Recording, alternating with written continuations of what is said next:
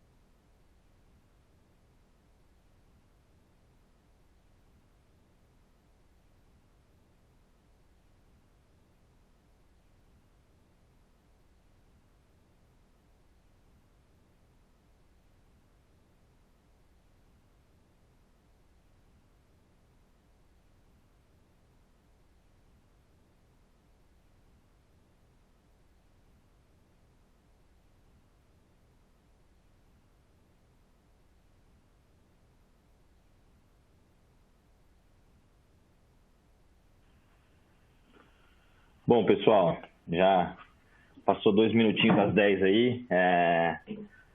Vamos começar? Deixa eu começar fechando as minhas coisas aqui, pegar as apresentações.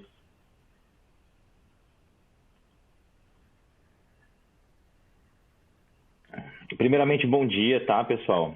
Muito obrigado a todos aí que tiraram um tempinho aí do seu dia para poder me escutar aqui nesse webinar, né? Esse é o primeiro webinar que eu estou fazendo aqui da minha casa, nesses novos tempos aí, né? Então, muito obrigado aí por vocês que puderam participar. E vamos lá, tá? A ideia desse webinar aqui, eu vou focar em 2 soluções da gama de soluções da Sterling, tá? A gente basicamente vai falar de um problema que foi dito pelo ex-ministro da Saúde, Mandetta, tá? Na Rádio Jovem Pan, e mostrar como é que essas 2 soluções elas poderiam resolver parte desse problema, tá bom? Então, basicamente, essa é a ideia. E mostrar algumas novidades, né? Agradeço aí ao meu amigo Ricardo Pazini, Fernando Freitas aí, que conseguiu me ajudar a coletar essas informações, mas mostrar já e aproveitar já para mostrar algumas novidades aí que a gente vai ter nas próximas versões aí da solução. Tá bom? Então vamos lá, vamos começar. Primeiramente, eu sou da Easily, né? A Easily, ela é uma empresa parceira da IBM, né? Especializada nas soluções Sterling. Ela é a única empresa que possui, da América Latina, que possui uma certificação da IBM chamada Accreditation IBM Gold, né? Onde a gente é auditado para os nossos clientes, né, em relação à implantação, à qualidade do nosso desenvolvimento, né? E a Easily, ela basicamente nasceu quando Desculpa aí, pessoal, que eu estou aprendendo aqui a mexer com os slides, desculpa. A Easily, basicamente, ela nasceu junto com a compra da Sterling pela IBM, né? Então, a Easily, ela nasceu basicamente aí há 11, 12 anos atrás, né? E desde então ela é a principal parceira da IBM relacionada a produtos Sterling, né? Recebendo vários prêmios aí ao longo dessa parceria. Eu sou o Danilo, tá? Danilo Siqueira, né? Existem 2 Danilo que mexem com Sterling, que é o Danilo Veloso e o Danilo Siqueira. Eu sou o Danilo Siqueira. Desculpa, boa tarde aí, tá? Na verdade é bom dia. Então, eu sou o Danilo Siqueira, tá? Eu sou um arquiteto de soluções da Easily, né?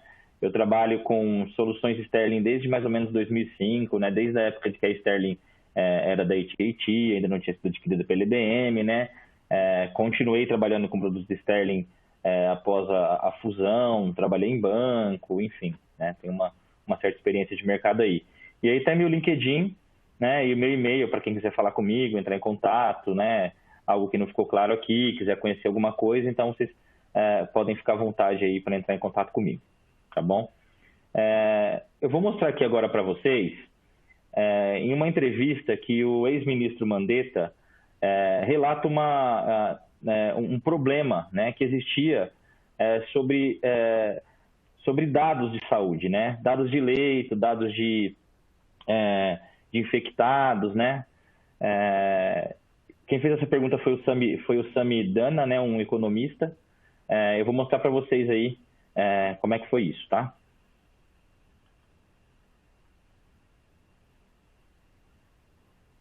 Muito bem. Você tem... Tenho, claro. Mandetta, Sami aqui.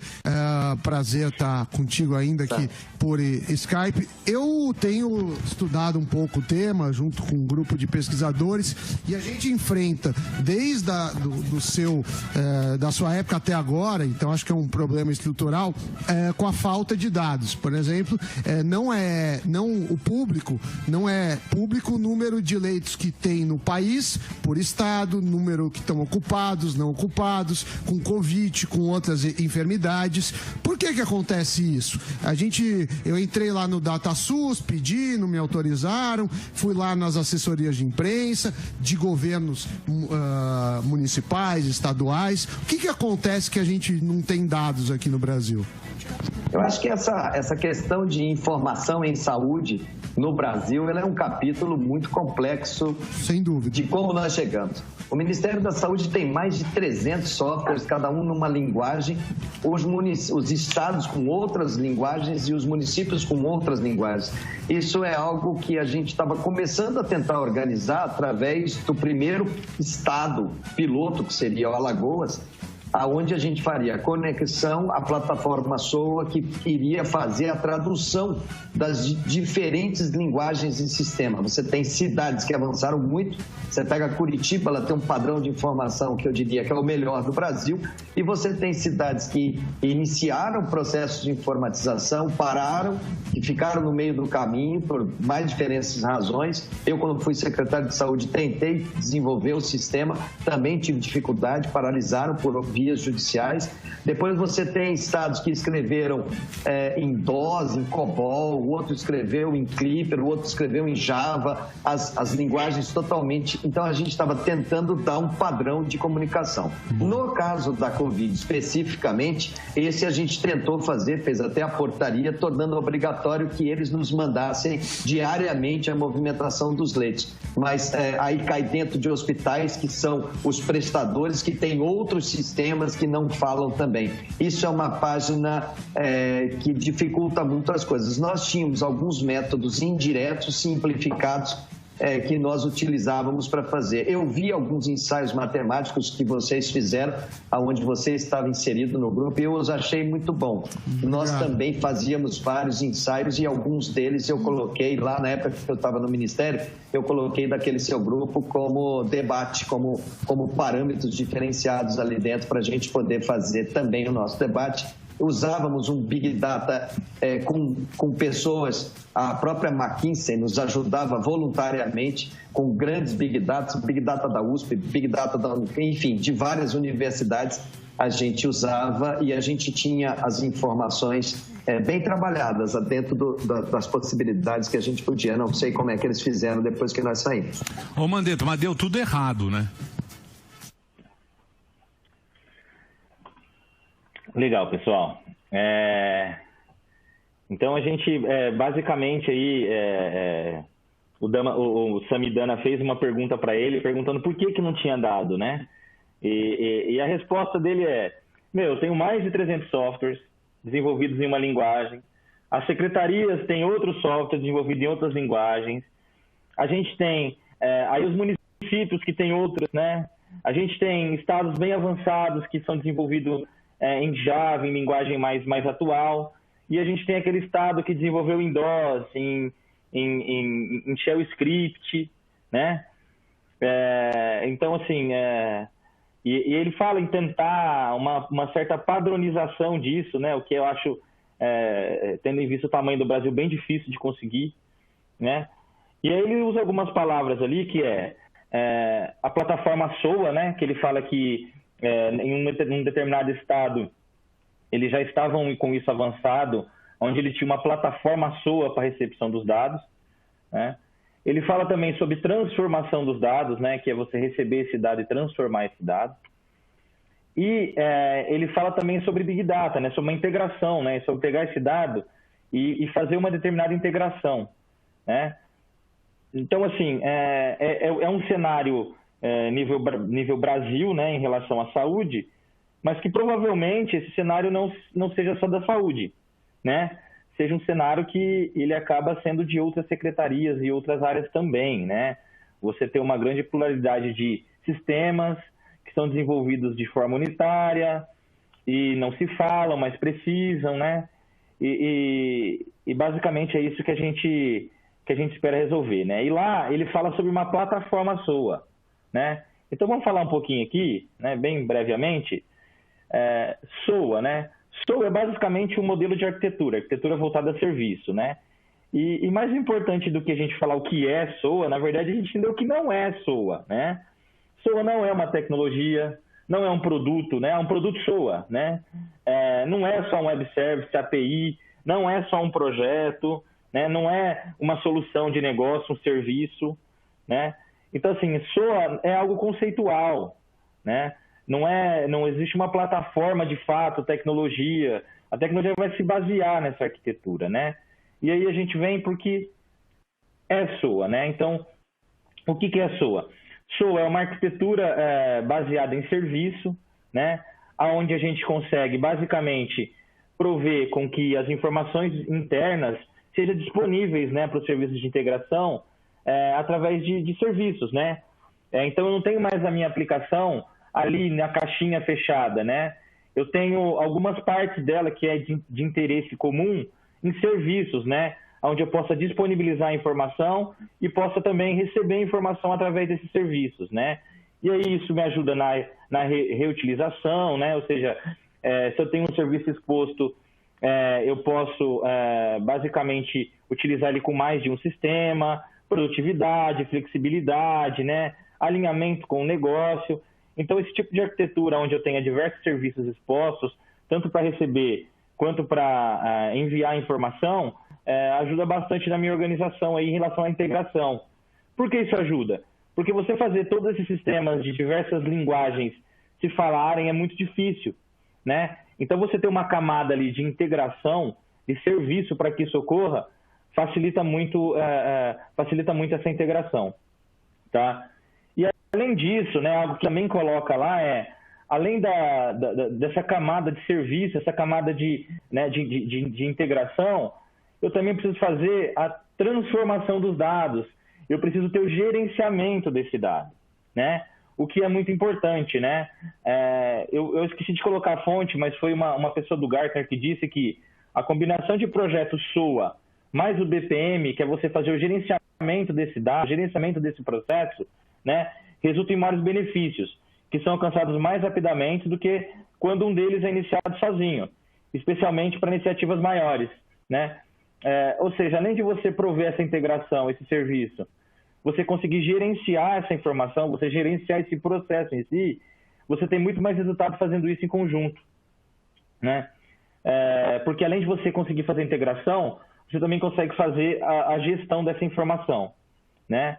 E uma solução que eu desenhei aqui, tá? Não sou o dono da verdade, mas que eu desenhei que seria ideal, seria mais ou menos essa, né? Você ter os diversos pontos aí que ele citou, as secretarias, os hospitais, né? Com as suas diversas linguagens, conseguindo mandar dado aí para um gateway único, né?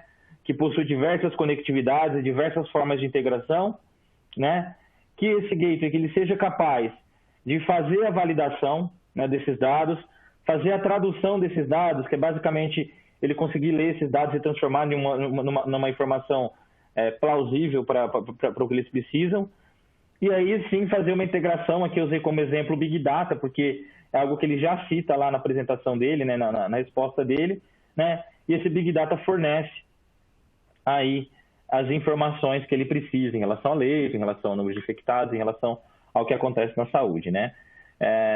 E eu julgo que seja muito mais prudente ele ter uma plataforma com diversas conectividades para receber essa informação do que tentar padronizar isso aqui, né? Tentar padronizar toda essa gama aqui de secretarias e softwares que ele tem, né? Então, na minha visão do que ele falou, o cenário ideal é uma plataforma onde ela possua diversas conectividades, ela consiga gerenciar o dado da maneira que ele vier para poder fazer essa integração com o Big Data ou com algum sistema que ele precise lá para prover a inteligência que ele precise, tá? E é aí que a gente vai entrar no software B2B, de integração EDI da IBM, tá? Hoje eu vou falar de 2, tá? Mas na realidade existe um bundle, né? Que eu vou tratar em outro webinar, tá? E hoje eu vou tentar focar em 2, tá? Que é basicamente o IBM Sterling B2B Opa, desculpa que eu passei errado. Desculpa. Que são, basicamente, IBM Sterling B2B Integrator e IBM Sterling File Gateway, tá? Esses softwares são softwares basicamente são middlewares, né? Que eles são como se fosse um gateway único dentro da sua organização, tá? Eles são softwares que eles podem te fornecer canais de comunicação, né? Ou seja, a interface de integração, os serviços de comunicação, tá? Com basicamente qualquer protocolo de mercado, tá? É raro um protocolo que não seja que não esteja contemplado dentro da solução, tá? E também possui a camada de gerenciamento e automação desses processos, né? Dessa informação quando ele recebe, tá? Então ele é um middleware bem poderoso, né? Suporta bastante carga, a gente usa sistemas de extrato, né? De grandes adquirentes, né? Então é um sistema que suporta bastante carga, suporta bastante volume de transferência e suporta bastante canais de entradas de arquivo, tá? E o File Gateway, que ele é um software que ele é desenvolvido com base no B2B Integrator, né? Onde ele provê diversas funcionalidades prontas para que você possa utilizar, né? E além disso, ele provê interfaces que você pode utilizar com usuários que não usuários finais, né? Que necessitam de um portal, né? Para fazer o input, né? Ou para buscar informações dentro do seu sistema, né? Ele já provê regras de roteamento, integrações, visibilidade fim a fim, log, governança, tudo já pronto dentro da solução, dentro da plataforma do File Gateway, tá? Então, o B2B Integrator, ele é o coração, ele é o cara que ele é mais voltado para o middleware, né? Ele é mais voltado para sistema, e o File Gateway é o que provê aí para vocês uma integração com o usuário também, provendo telas. O File Gateway 2.0, ele é bem intuitivo, né? O usuário consegue buscar arquivo, pegar arquivo, verificar se aquele roteamento foi feito com sucesso, não foi feito com sucesso. A interface de administração para a criação de rotas também e para a administração do produto é bem intuitivo, né? Então, a gente hoje vai falar sobre esses dois softwares.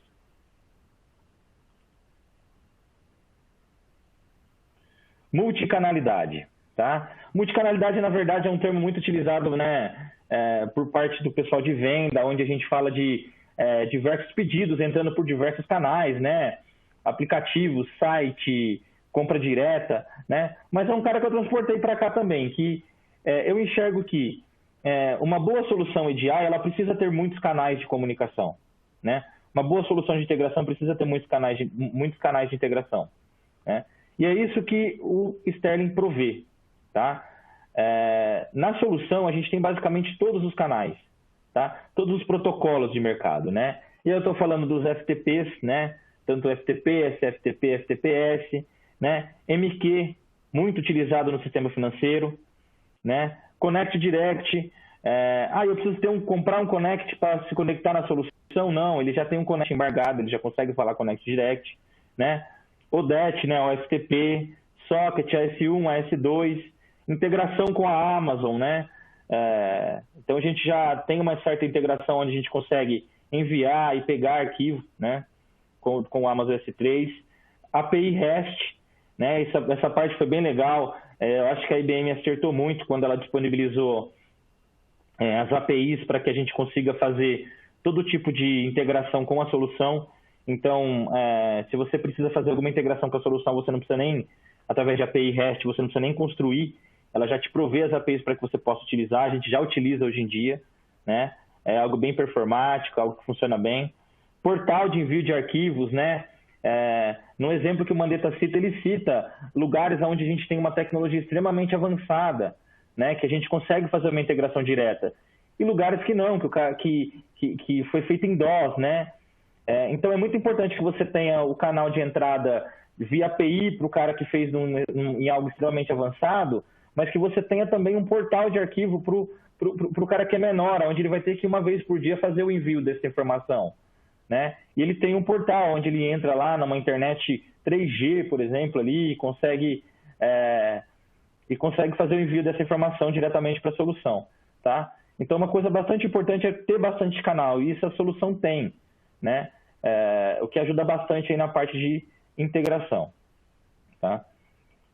E outra coisa que é bem importante ter, né, que é citado até lá pelo Gartner, que é, além de você ter o canal de integração, né, além de você expor os seus serviços, que você também tem a gestão, integração e automação do seu processo, tá?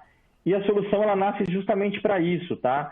Além dela prover todos aqueles canais que a gente falou, ela é capaz de fazer toda a gestão dessa informação, tá? Então, ela consegue, basicamente, fazer tradução de layout, que tradução agora que ele disse lá também, validação de layout, processamento de dados, roteamento baseado em conteúdo, né? Integração com base de dados, né? com SAP, com mainframe, Swift, EDI.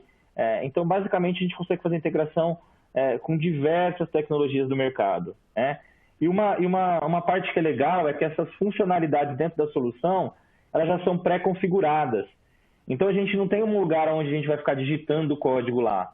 Na verdade, ele vai me dar as funcionalidades pré-configuradas e eu só vou construir um processo, né, que a informação tem que passar, né, podendo tomar decisão de acordo em base em conteúdo, em canal, usuário, né, o que for, né, para fazer com que essa informação se transforme e ela possa ser integrada em algum sistema legado, né, em alguma plataforma, de forma simples e transparente, tá? Então, aqui eu tenho, né, na solução, além da parte de disponibilização de serviço, de protocolo, eu também consigo associar uma gestão dessa informação dentro da solução e fazer uma integração, tá? E a gente tem bastante caso assim, tá? Onde a gente recebe arquivo CSV via FTP e aí a gente transforma esse cara num KNAB, envia via mainframe, via connect com mainframe. A gente tem solução onde a gente pega via FileGate, via Mailbox um arquivo e transforma isso em XML e faz uma integração no SAP.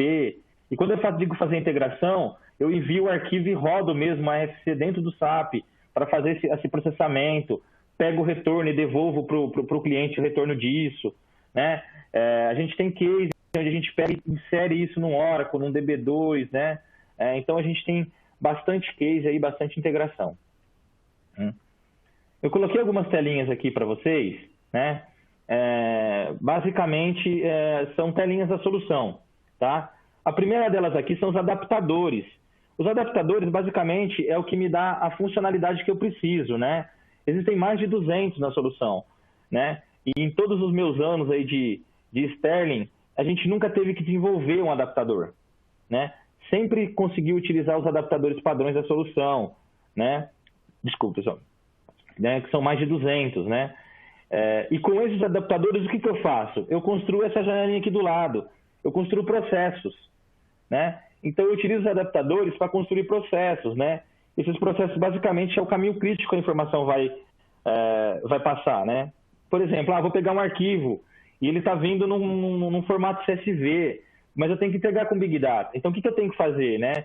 Primeiro, identificar esse arquivo, depois ter um método para ler isso, um adapter para ler, um adapter para fazer essa integração. Então, o Business Process nada mais é do que o meu processo desenhado com os adaptadores disponíveis na solução, né? Esse cara aqui é a parte de conversão de layout, é muito legal isso. Isso aqui é o ponto forte da solução, um dos pontos fortes da solução, né? Que eu consigo fazer a tradução de forma gráfica, né? Então eu venho aqui nessa primeira tela e descrevo qual que é o tipo do meu arquivo, as posições, o que é em cada posição, qual que é o tipo do dado, o que é obrigatório, o que não é, né? Vou lá do outro lado, coloco o que eu quero que saia, né? Então eu coloco ali, basicamente, qual que é o tipo do dado, né? Por exemplo, está entrando um texto, no XML, coloco o tipo do dado, coloco se ele precisa ser transformado ou não, né? É uma coisa bem legal, por exemplo, data, número, tudo ele consegue fazer uma transformação transparente. E eu vou ligando os pontinhos, né? Eu ligo aqui com aqui, né? A data aqui com a data aqui, né? Compilo isso e uso no meio do meu processo, né? Ou seja, eu consigo criar um para cada cliente, por exemplo, identificar qual que é o cliente e passar no mapa com o mesmo processo, né? Isso economiza que eu tenho que ter um processo desse para cada cliente, por exemplo, né? E aqui a interface de serviços, né? Onde eu consigo associar a cada serviço um processo, né? Então, vamos lá, eu crio um serviço chamado Serviço FTP, onde eu vou receber os arquivos via FTP. Aí eu posso associar um processo nesse serviço que vai pegar esses arquivos e vai fazer a transformação, vai identificar quem mandou, qual que é o formato e vai conseguir fazer essas integrações, né? Então, basicamente, eu tenho aqui a camada de serviço e a camada de gerenciamento de processo da informação. Alta disponibilidade. Eu coloquei esse tópico aqui, esse desenho aqui, para a gente entender o seguinte: na solução, a gente tem uma alta disponibilidade de fato ativo-ativo, tá? onde ela faz o balanceamento de carga, né, sozinho. Então, eu faço uma configuração apontando, falando que ela é um cluster, né, ativo-ativo, e ele mesmo sabe que ele é um cluster, então ele já faz o balanceamento de forma automática, ou seja, quando ele chega numa certa percentagem em relação ao processamento, ele já balanceia isso para outra máquina, né? A máquina de fato fica ativa, você consegue receber dados dos dois lados, né? Tanto que a gente sempre sugere o uso no balanceador, né, para que você consiga aproveitar o máximo disso, mandando dados para os dois lados, né? E você consegue também, que é algo também importante, né, é você ter essa camada de segurança na DMZ, né? Já é uma regra antiga, né, que quando você vai expor o seu sistema, que você não faça isso de maneira, né, onde você coloca o seu sistema de fato numa zona de internet, né? Que você utilize uma aplicação, algo de segurança que disponibilize o serviço, né, e não fique sua aplicação exposta, né? E para isso a gente tem aqui, eu coloquei aqui o Perimeter Server, né? Quando a gente fala de bundle SFT, que é um outro assunto que a gente vai dizer no próximo, a gente tem outra aplicação aqui também, né? Mas a gente tem esse Perimeter Server, que ele é um aplicativo que ele já vem na solução, né? Tanto no FileGateway quanto no B2B Integrator, e ele serve para expor esse serviço para a internet.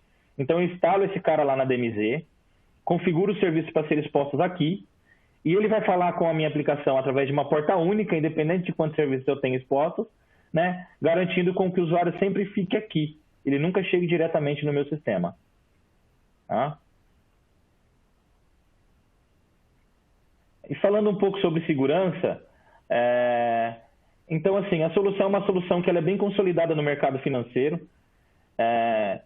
Eu ia falar que ela está no top 5 os bancos, mas na verdade ela deve estar no top 10 já bancos, tá?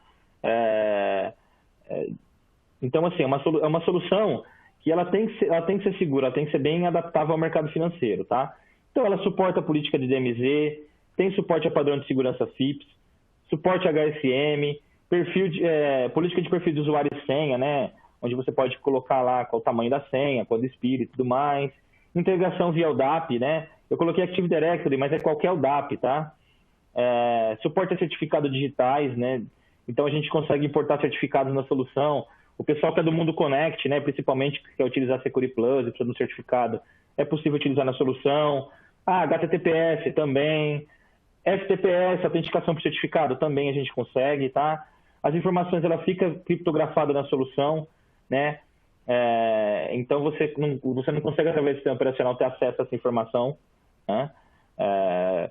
A gente consegue trabalhar com criptografia de arquivos, né? Algo que vai ser bem falado aí nos próximos anos aí. E também a gente consegue ter alta disponibilidade da solução, tá? Então, é basicamente isso, pessoal. Aqui eu falei bastante da solução. Agora eu vou falar de algumas novidades que a gente tem na solução, tá? Talvez eu não consiga entrar no detalhe técnico ainda em relação a isso por ser muito novo, mas é legal a gente citar e saber o que está vindo por aí, né? Quais são as novidades, tá?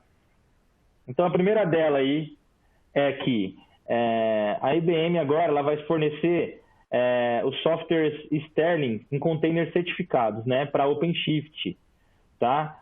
E isso ficou bem legal. Por que é legal? Porque além de agora possuir um licenciamento exclusivo para isso, onde ele descomplica bastante a questão de licenciamento, né? Porque quando a gente fala de container, a gente está falando de vCPUs, né? De nuvem, às vezes a gente não sabe onde está hospedado, qual que é o modelo do processador, né? E você pode migrar isso, aí tinha preocupação de migrar para uma plataforma que possuísse as mesmas configurações de PVU, né? Então, isso com esse novo licenciamento e esses novos containers certificados, isso facilita bastante a nossa vida, né? O licenciamento ele é por vCPU, ou seja, por quantidade de vCPU que tem na máquina, num volume único, sem levar em consideração o hardware, né? Lembrando que, apesar de ele ser um container certificado para OpenShift, é necessário que o cliente possua o OpenShift, né? Então, ele não está te dando o direito de utilizar um OpenShift, né? Ele está te dando o direito de utilizar um container certificado de Sterling. É bastante importante frisar isso, né? Mas é algo que facilita muito, né? Principalmente para quem está pensando em utilizar o OpenShift aí. Então, você já tem o software baseado em OpenShift ele é certificado Red Hat, a gente sabe que vai funcionar, é homologado, né? E tem um licenciamento exclusivo para isso, né? Isso é uma coisa que me agradou bastante, né? E o que é legal disso, né? O que é legal de você ter, né? O que significa você ter um container certificado? É legal que você pode utilizar toda essa nova arquitetura de container, né? De você poder utilizar a nuvem tanto local, híbrida ou pública, né? Então você pode utilizar a nuvem que você quiser, você pode utilizar o provedor que você quiser, né? Tendo em vista que sendo OpenShift, né? Não importa onde esteja, né? Não importa qual provedor, se é público, se é local, se é híbrido, você consegue fazer a utilização aí dessa arquitetura. Isso dá bastante vantagem, principalmente na questão de fornecedores aí.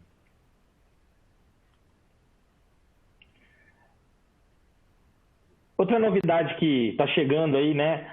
Desculpa, pessoal, aquela parte de OpenShift, ela já saiu para essa última versão do B2B, né? E do FileGate, a 603, então isso já está disponível, tá? Agora essas aqui ainda não estão disponíveis, então, né, a gente tem um roadmap aí que chega provavelmente até o final do ano, né, na versão 61 do B2B, né? Primeiro, a integração com o Kafka, né? Hoje, quando a gente instala o B2B, a gente instala esse B2B numa base de dados e os eventos são todos armazenados nessa base de dados, né? E qual que é a ideia? A ideia é que você possa também colocar esses eventos em uma fila, né, do Kafka e ele faça essa integração com uma base de dados não relacional, né? Então, a gente tem uma integração além da base de dados do Sterling, uma integração aí também com o Kafka, né, onde você pode logar os eventos CDI tudo dentro dessa plataforma. Né? E aqui, basicamente, nesse slide aqui, é como a gente tem a arquitetura hoje, né? Então, aqui hoje você tem uma arquitetura onde você tem todos os eventos armazenados na base de dados do B2B, né? Quem já conhece, ele é instalado em cima de uma base de dados, e tudo fica lá dentro, né? Toda a informação fica lá dentro. E a ideia é que tem um componente onde você possa, além de colocar isso na base de dados do B2B, você também mandar para o Kafka, né? E você utilizar a vantagem do Kafka, né? Você poder utilizar, por exemplo, o IBM Control Center conectado a ele, ou um Splunk, né? Conectado a ele, ou Elasticsearch. Então, você, além de ter dado no B2B, você tem o dado no Kafka também. Isso ajuda bastante na performance da solução, né? Porque a gente não precisa mais ter um único ponto de dado, né, de base de dados, né? Então, eu posso ter isso dividido, né? Eu posso deixar a base de dados da solução mais livre e mandar a base de eventos para outro lugar. Então, isso é algo que vai ser bastante interessante aí no futuro próximo. A gente já tem case com integração com Kafka, tá, pessoal? Isso é algo mais nativo da solução agora. E algo aqui que também isso aqui me deixou muito empolgado, né? Hoje a gente já possui uma integração com a Amazon S3, tá? Só que a gente precisa basicamente criar um processo que já vem nativo na solução, mas eu preciso criar um processo de envio do arquivo e do recebimento desse arquivo, né? E buscar esse arquivo, né? E essa ideia que está tendo aqui agora é de, na verdade, eu não precisar mais de buscar arquivo lá e pegar arquivo na Amazon, mas eu utilizar a Amazon aí, utilizar como a nuvem como um document storage, né? Que seria para armazenamento do documento mesmo. Então, eu vou lá na solução e tanto para os arquivos que chegam dos processos, quanto dos arquivos das mailbox, né, dos diretórios virtuais, já está configurado para fazer o armazenamento diretamente na nuvem, né? Então, quando eu estou gravando numa mailbox, na verdade, já está gravando na nuvem. Quando um processo está gravando num disco ou em algum lugar lá, isso já está armazenado na nuvem, né? Então, isso é bem legal, né? Além disso, de fazer a utilização do banco de dados como serviço, né? Hoje você consegue utilizar, por exemplo, na Amazon, na Azure, na IBM, serviços de banco de dados, né? Onde você fala assim, não quero um servidor e vou instalar, eu quero o serviço de base de dados. E esse serviço ele te provê uma base de dados e ele já tem toda a segurança ali de replicação da base, tudo que a nuvem, todas as vantagens que a nuvem pode nos prover, né? Então a ideia é que isso também aconteça agora nessa nova versão, né? Onde ela seja otimizada para fazer essa conexão direta com a base de dados na nuvem, né? Como serviço, né? Então isso ajuda bastante, principalmente nas questões de carga, né? Onde a gente tem os documentos armazenados em nuvem nativamente, né? E também em questão de replicação, né? Você tem na nuvem, você tem isso replicado, né? E aí você vai ter tanto a base de dados quanto os documentos armazenados, né, na nuvem aí, com tudo que a nuvem pode prover. Legal? E é isso, pessoal. Eu vou ler as perguntas aqui, né, de vocês. Mas é isso aí, né? Muito obrigado aí por esse tempo que vocês puderam acompanhar meu webinar, tá? É o primeiro webinar, a gente está aperfeiçoando aqui. Com esses novos tempos ainda, para mim é estranho fazer algo assim de casa e não ter interação de vocês. Mas é isso aí. E aí, se alguém tiver alguma pergunta, eu estou à disposição.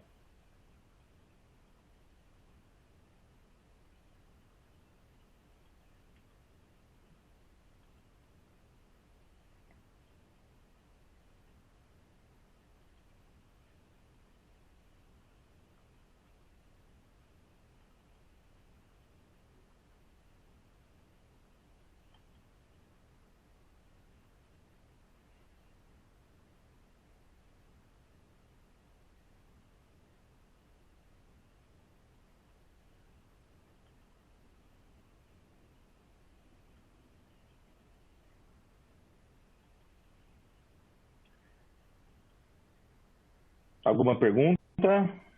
Tudo tranquilo até aqui?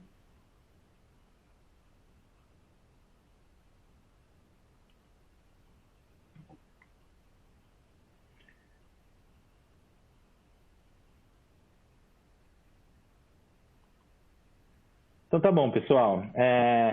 Eu agradeço aí novamente a participação de vocês, tá? Aí tem os meus contatos, e eu peço também para que você siga a Easily aí nas redes sociais, LinkedIn, Instagram, YouTube, né? E tem meus contatos e eu fico à disposição de vocês aí para qualquer pergunta posterior, né? No próximo webinar a gente vai falar sobre LGPD e sobre o bundle, né, que a IBM criou de produtos aí, que chama SFT, algo bem legal, algo que, sim, foi bem sensacional quando ela criou isso, a forma de licenciamento, os produtos que envolvem, a gente já tem case, então, assim, é algo bem legal que a gente vai explorar no próximo webinar. Tá bom? Então, novamente, muito obrigado a todos aí, e a gente se vê no próximo.